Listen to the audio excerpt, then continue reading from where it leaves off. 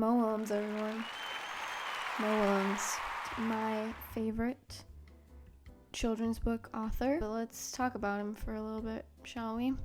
So he was awarded 3 Caldecott honors, 2 Theodore Gessel medals, and 5 Gessel honors. Hopefully I'm saying that right, I don't know. He was a writer and animator on PBS's Sesame Street, and he was awarded 6 Emmy awards for his writing on Sesame Street. He writes and illustrates all his books, for one, and then he writes most of his books in an interactive style, which I think is where the Sesame Street influence comes in, because it's like the child is talking to the book, just like how the child would talk to the TV when watching Sesame Street, right? His books are great for 2nd and 3rd graders. I'm gonna show you 5 of my favorite books of his.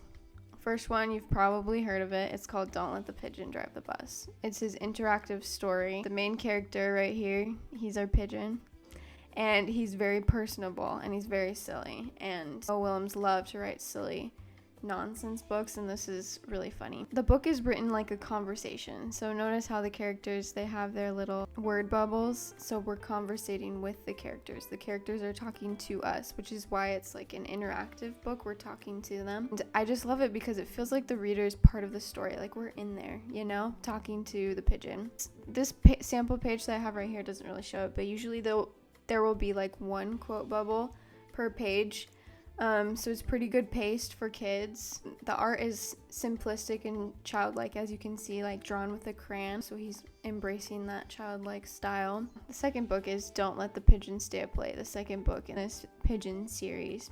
It's drawn the same way, that crayon-like drawing, but this book has a different mood and tone. It's darker, as you can tell, because it's nighttime. The children might be inclined to whisper in this book because it's nighttime. These books are inclined to make children laugh. They think it's funny, and I love that. Like, I just love a book that a child could laugh at while reading it, and I think that's so fun.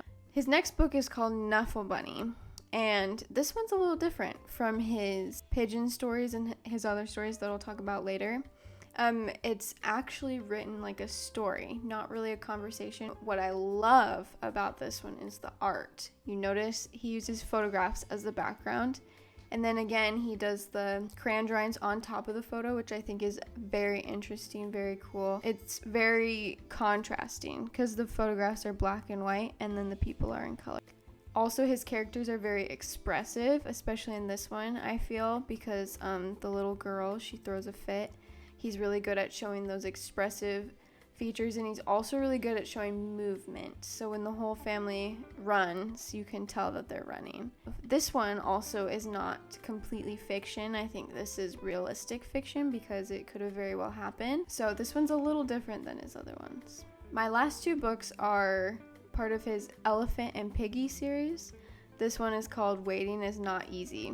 Again, the simplistic drawings. What I love about this book, the backgrounds are white because it's just plain and simple and you can really focus on the characters. Notice right here the example of the text bubble actually playing a role in the art. It's squashing Piggy, and I just love that. I love that he incorporates that into the book. I just love how he's created personalities for his 2 characters in this series. His characters are also very expressive in their facial features, which is fun. Last book, we have We Are in a Book. This book is really cute and fun because it's breaking the 4th wall. Although you don't really respond to them as you do in the pigeon books, the characters are talking to us. It shows a lot of perspective, so the characters getting closer, moving farther away. Again, it has the plain background with the bold characters. We love Mo Willems. You gotta read the books, they're just so fun. And I just love how enjoyable the books are for children, and the interactive style and like silly fun. If you've never seen kids interact with these stories, you need to see them interact with these because they enjoy it so much, and it makes me enjoy it. And his books are wildly popular, and I think it's because of that very reason. They're so enjoyable, they're so lighthearted, they're fun. That's what he wanted to do. He wanted to be silly, fun, lighthearted.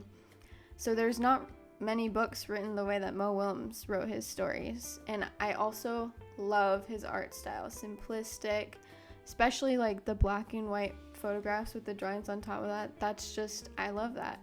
the books are works of art in themselves, which I just love. And I remember reading these books in school and absolutely loving them.